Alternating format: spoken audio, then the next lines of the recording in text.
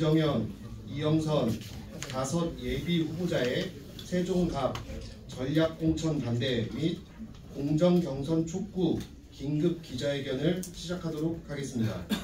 우선 홍성욱 더불어민주당 세종시당 실버위원장님의 성명서 발표가 있겠습니다. 안녕하십니까. 저는 더불어민주당 세종시당 고문 홍성욱입니다. 저는 오늘 아주 찬란한 심정으로 이 자리에 섰습니다. 세종시당 고문으로서 우리 세종시 민주당이 흔들릴 때마다 함께 이겨내고자 소리를 낸 한 사람입니다. 민주당 뿌리당원으로서 한 사람으로서 어느 순간부터 중심을 잃고 피어나는 세종시 민주당을 생각하면서 피터의 심정으로 성명서를 발표합니다. 민주당은 세종갑에 공정한 경선을 실시하라. 이강진 예비후보는 당당히 그 경선에 동참하라. 세종갑 선거구는 지난 21대 국회의원 선거에서 전략공천으로 후보를 결정했으며 다가오는 제22대 국회의원 선거에서 현역 의원의 불출마 선언으로 다시 공석이 되어버렸다. 중앙당은 당원 당규에 따라서 세종갑을 전략선거구로 지정하고는 시스템 공천에 의한 공정한 절차의 이행을 약속을 했습니다. 이번 선거에서 민주당이 승리하기 위해서는 무엇보다도 중앙당이 약속한 바와 같이 민주적 시스템에 의해서 합리적이고 상식적인 절차에 따라서 후보가 선출되어야 합니다.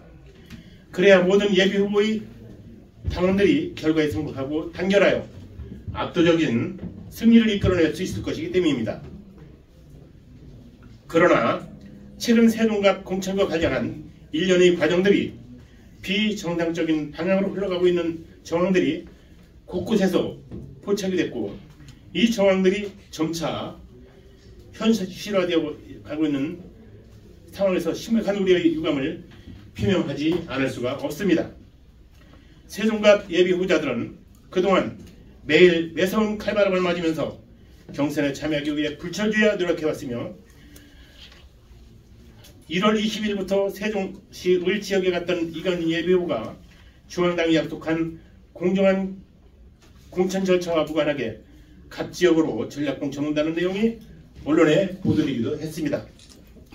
이때는 아직 공천심사도 시작하기 전이었음에도 전략공천설이 언론에 터져나왔고 많은 당원들 또한 이강진 예비후보로부터 공천서를 직접 들었다고 말했습니다. 이게 도대체 어떻게 된 일입니까? 오죽했으면 중앙당 공보국이 이 내용이 허위사실이다 오보라고 직접 공지하는 해프닝까지 발생을 했습니다.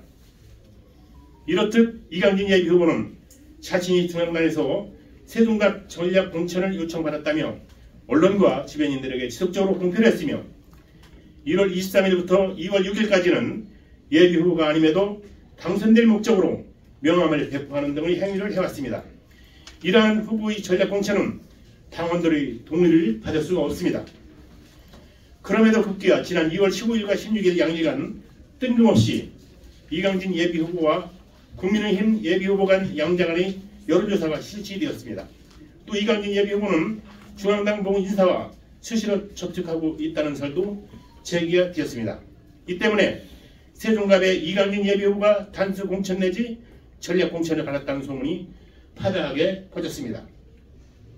이에 우리 세종시 민주당을 사랑하는 당원들과 예비후보 5명은 자기감과 무명감을 느끼며 피토하는 심정으로 다음과 같이 요구를 합니다. 첫째, 세종시 출범 이후 지금껏 계속 전략공천 지역인 세종갑 지역은 이제 경선을 통한 후보를 배출해야 함이 당연합니다. 더불어민주당 중앙당 공관위는 세종시 갑 지역을 즉시 전략선거구에서 일반 선거구로 전환을 하고 공정한 경선을 실시하여 최종 후보를 선출할 것을 촉구합니다. 우리는 세종갑에 자행될지 모르는 불공정한 전략공천을 결코 용납할 수가 없습니다.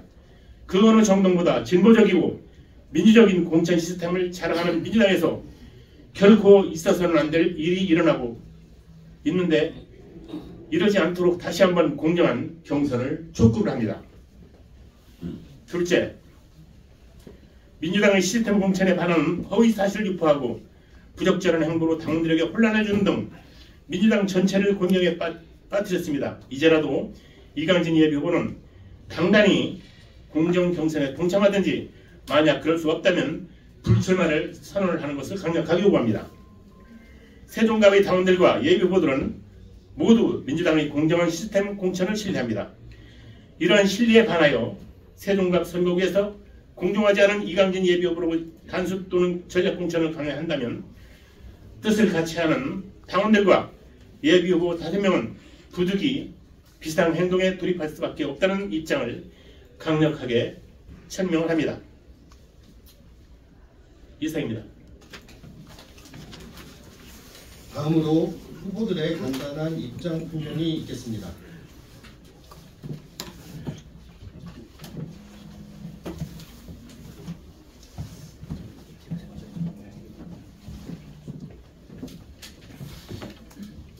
예, 여기 지금 이른 시간에도 이렇게 참석해 주신 우리 언론인, 기자 여러분들 다시 한번 감사드린다는 말씀을 드립니다. 많이 한마음으로 동참해 주신 당원 동지 여러분들, 시민 여러분들 감사드립니다. 그리고 오늘 이렇게 용기 내어서 또 당을 생각하는 그 마음, 그 하나만을 갖고 발언해 주신 우리 홍정욱 고민께도 다시 한번 감사하다는 말씀 드립니다. 저는 민주당과 우리 이해찬 대표님께 간절하게 호소를 드리는 바입니다. 세종시의 실상, 세종시 민주당의 현 위치를 조금 더 깊은 관심으로 좀 챙겨봐 주셨으면 좋겠습니다. 세종시 지난 21대 총선에서 전략공천이 내려왔고 지금 다시 전략공천 얘기가 돌고 있습니다. 만약에 이번에 22대 총선에서도 전략공천이 내려진다면 모두 전략공천만 4번을 지금 세종갑은 받고 있는 것입니다. 세종시 출범 이후 지금까지 모든 총선에서 민주당은 전략공천으로 세종시를 결정한 것입니다. 지금 민주당의 전략공천이 세종시의 민심이 아님을 다시 한번 말씀드리고 다시 한번 민주당과 이해찬 대표님께 호소드립니다. 이상입니다.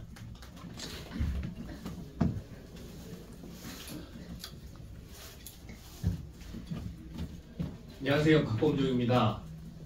오늘 문제 제기한 구태 정치의 모습을 보면서 대한민국은 경제, 문화, 그리고 국민 의식은 눈부시게 성장했는데 정치는 80년대에 머물러 있다라는 생각을 했습니다.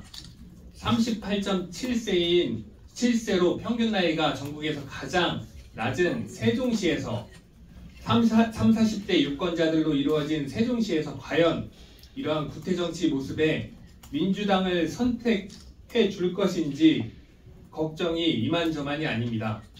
앞으로 저와 여기 계신 예비후보자분들과 당원분들, 시민분들의 힘을 모아서 이러한 구태정치를 세종시에서라도 타파할 수 있도록 끝까지 싸우겠습니다. 감사합니다. 안녕하십니까, 배소롱입니다. 노무현 대통령이 이런 말씀을 하셨습니다. 원칙 있는 승리가 최선이며 그 다음이 원칙을 지킨 패배이다. 가장 못한 것은 원칙도 지키지 못하면서 승리하지 못한 승부이다. 시스템 국처를 지키지 못한다면 이번 총선은 필패입니다. 중앙당은 위가 아니라 지역의 목소리를 들어주실 것을 요청합니다. 감사합니다. 네, 안녕하세요. 저는 세종갑 예비후보 공정현입니다. 제가 지난 제 출마 기자회견에서 이 자리에서 말씀드린 바가 있었습니다. 우리 민주당은 당대표 내지 비대위원장 어느 특정인이 본인과의 친분관계를 가지는 누군가를 콕 집어서 원하는 지역구에 꽂아주는 소위 사천을 행사하는 당이 아니다. 특히나 이해찬 전 대표님께서 직접 완성하신 시스템 공천이라는 것이 있고 지금 현 당 대표님이신 이재명 당대표께서도 이를 이어받아 공정한 경선, 공정한 공천 과정을 진행할 것을 믿는다라고 말씀드린 바가 있습니다. 현 상황에서는 여러 가지 정황상 이러한 믿음이 흔들리고 있지만 그럼에도 불구하고 아직까지 구체적인 사실관계가 확인되지 않은 지금에서는 저는 여전히 우리 민주당의 공정한 공천 과정을 믿고 두 당 대표님의 이에 대한 확고한 의지를 신뢰합니다. 오늘 이렇게 모여서 우리 모두가 목소리를 높이는 것은 전략 공천 그 자체를 잘못됐다고 논하는 것이 아니라 제가 말씀드린 공정한 공천 과정에서 이루어진 것이 아니라 불공정하게 이루어지고 있는 전략 공천 자체를 문제 삼고 있다. 이 점을 확실히 말씀드립니다. 여러분들께서 많이 응원하고 지지해 주시기 바랍니다. 감사합니다. 네, 마지막으로 질의응답 시간을 갖도록 하겠습니다. 네, 맞습니다. 예, 유키스의 송승환 기자입니다.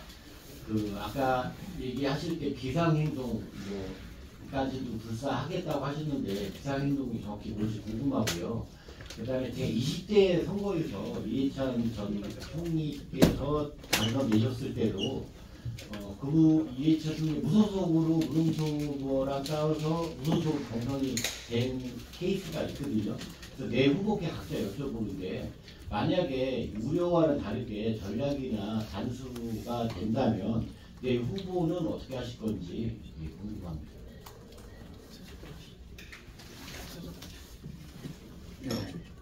네 분한테 다 질문해 주시면 답변자 다르시니까. 네, 알겠습니다. 다음 주에도 이렇게 답변자를 정해 주시면 좋을 것 같습니다. 이번에 네 분한테 다 하는 거. 저는 지금 이게 지금 어떤 결론이 날지 아직은 확정된 게 전혀 아닌 상태에서 지금 이런 이제 믿음이 그런 전략 공천이 결정될 것이다라는 그러한 어떤 가능성이 점점 높아져 가고 있는 지금 시점에서의 뭐 뚜렷하게 어떻게 행동을 하겠다 이런 부분은 없지만 모든 가능성은 다 열려 있다 저는 이렇게 말씀드리고 싶고요. 그리고 이해찬 대표님이 20대 때 이제 전략 공천 그 부분은 아마 여기 민주당원들은 다 어떤 상황인지 알 거라고 저는 생각합니다. 그래서 그 일반적이지 않은 그리고 당원들 시민들이 이해할 수 없는 정말 그런 불공정 경선 내지는 불공정 그런 단수 공천에 대해서는 아마 시민들 당원들이 일어나서 그 20대 때와 같은 그러한 인정하지 않고 변화를 촉구하는 목소리가 터져 나올 것이라고 생각합니다. 네, 탈당을 해서 무소속 출마를 생각해 본 적은 없고요. 그 비상행동이라고 하는 것이 모든 가능성을 열어두고 구태정치에 맞서서 싸울 수 있는 수단과 방법을 가리지 않겠다 정도로 말씀을 드릴 수 있을 것 같고 그 방법에 아직까지는 탈당 무소속 출마는 없다고 말씀드리겠습니다. 저 같은 경우는 21대 총선 때 전략공천의 피해를 본 당사자로서 저는 아직도 민주당의 공천 시스템이 투명하고 공정하게 작동되길 바라는 입장입니다. 그렇다고 하더라도 저는 민주당을 사랑하는 입장이고 불합리한 공천이 이루어지고 있는데도 불구하고 언젠가는 특히 중앙당에서는 언젠가는 여기 지역에서 열심히 활동하고 있는 우리 정치인들, 지역 정치인들을 인정해 줄 날이 올 거라고 저는 분명히 믿고 있고요. 저는 외부에서보다는 내부에서, 민주당 내에서 싸워 나가겠습니다. 네, 감사합니다. 예, 앞선 우리 예비 후보님들 한 분 한 분의 말씀처럼 저도 같은 생각입니다. 지금 제가 앞서 따로 제 견해를 말씀드린 바와 같이 저는 아직까지 그럼에도 불구하고 민주당을 믿습니다. 그러한 입장에서 비상행동에 대한 구체적인 것을 가정적 상황을 두고 말씀드리기엔 지금은 부적절하겠지만 단 하나 확실하게 말씀드릴 수 있는 것은 그러한 애당심 하에서 탈당을 하는 행위를 제외한 나머지 행동에 대해서 고민하고 실행할 수 있다라는 정도의 답변의 말씀을 드리겠습니다. 감사합니다. 포커스 뉴스라인의 최수민 기자입니다. 답변을 해주실 수 있는 분이 답변을 해주시면 되겠습니다. 이 문제는 지난 15일과 16일 양일간에 걸쳐서 이강진 예비후보와 국민의힘 예비후보 간에 여론조사를 실시했다는데 그 근거가 있는 건지 그거 좀 묻고 싶어요.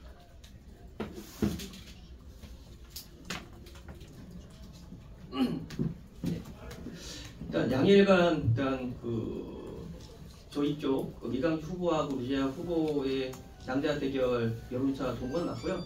이게 뭐 후보 측에서 의뢰한 게 아니고 뭐 어떤 신문사 의뢰해서 여론조사에서 조사한 게 아니라 전략위에서 한 거는 저희가 확인한 바가 있고요. 그래서 전략위에서 어떤 명분을 쌓기 위해서 이렇게 당대당 어차피 인물 구도보다는 당대당 구도로 이렇게 여론조사를 했는지는 저희는 정확하게 의중을 파악하지 못했습니다. 근데 다만 저희가 생각하기에는 이강진 후보를 단순하게 전략공천을 주기 위한 명분 쌓기가 아닌가, 이 생각은 저희 5명 후보가 같은 생각을 갖고 있습니다. 세종파랑의 박은주인데요. 제가 직접 전화를 받았던 1인이기 때문에 말씀을 드립니다. 핸드폰으로 연락이 와서 했어요. 그래서 저는 그 전화를 받는 순간에 이건 됐구나, 전략공천이 됐구나라고 생각한 1인이고 저희 가족들도 다 받았습니다. 일반 전화가 아닌 핸드폰으로 했거든요. 그러면 이건 이미 결정난 거 아닙니까? 라는 이 질문을 드릴 수밖에 없는 상황이고, 전에 박범종 예비후보께서 이 자리에서 기자회견도 하셨잖아요. 중앙당에서는 명백한 오보라고 발표를 했다, 이렇게 말씀을 하셨는데 이 부분을 어떻게 해석해야 되는 거죠? 어디서 어떻게 꼬였고 뭐가 잘못된 거고, 전화를 받은 우리들은 어떻게 해석을 해야 되는 건지 아직까지도 이해가 안 되는데 거기에 대한 답변을 일단 기존 제가 이 자리에서 기자회견을 했을 때랑 지금도 제 생각은 달라진 게 없고요. 정확한 과정과 절차에 의해서 만약 그게 확실하다면 전략은 개인적 친분이나 아니면은 다른 루트를 통해서 전략 공천이 되었을 게 확실하다는 겁니다. 지금 제가 기자회견을 했을 때는 전략 공천 회의도 제대로 이루어지지 않은 상태에서 본인이 전략 공천을 받았다라는 이야기를 하고 다녔거든요.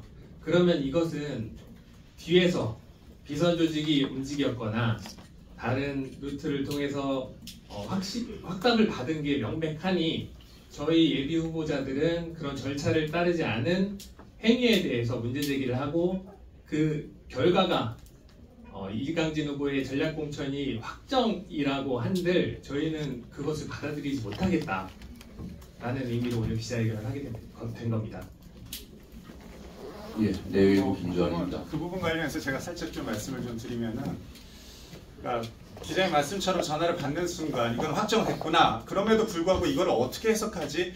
바로 거기에 초점이 있습니다. 어떻게 해석할지 어느 누구도 해석이 안 되기 때문에 오늘 이 자리에 모두 모인 것입니다. 수많은 당원들이, 수많은 고모님들이, 우리 예비 후보들이 같이 목 놓아서 이야기하고 있는 것이 납득되지 않고 해석되지 않은 과정으로서 확정된 것은 아닌가라는 의혹인 것입니다. 그럼에도 불구하고 오늘 자리가 의미가 있는 것은 그것이 정말로 중앙당에서 그 전략공천을 위한 명분 쌓기로 이루어진 것이라 할지라도 그 결과가 또한 그렇게 좋은 것은 아닐 수도 있는 가능성 또한 있는 것이기 때문이기도 합니다. 따라서 모든 것이 이미 끝난 상황으로서 전제해서 이 상황을 바라보지 말고 아직 확정되기 전에 그 확정을 막고자, 왜 그 확정이라는 것은 부당한 확정이기 때문에 그것을 위해서 우리가 모여있다. 그래서 해석이 되지 않는 것에 대해서 같이 이해하고 같이 외치고 그 민의가 반영된 세종시의 공정한 경선을 촉구한다. 이렇게 이해해 주시면 좋겠습니다. 이 부분에 대해서 중앙당에서 얘기가 있었나요? 여론조사 한 거에 대해서? 없습니다. 네네.